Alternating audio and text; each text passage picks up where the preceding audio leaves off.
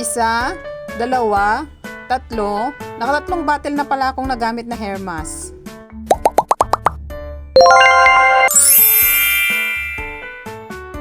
Unboxing nga na naman tayo ngayon for today's video. Nakatatlong bottle na nga ako ng hair mask na nagamit, hindi ko pa napapansin. Ito nga yung madalas kong gamitin sa tuwing naliligo ako. Napakalambot at napaka-shine at napakabango nga naman ito sa buhok. Halos sold out nga lahat ito sa TikTok shop kaya napilitan akong maghanap sa lugar namin. Pumunta pa nga ako sa Kamiling at Santa Ignacia para maghanap lang ng hair mask, wala rin akong napala. Buti nga't bumalik na ang stock kaya ito nga't naka-check out na ako.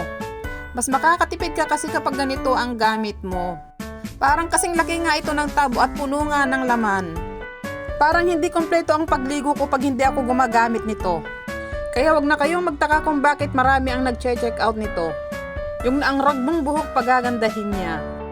Kaya kung wala ka pa nito, mag-check out ka na dahil marami na naman silang stock.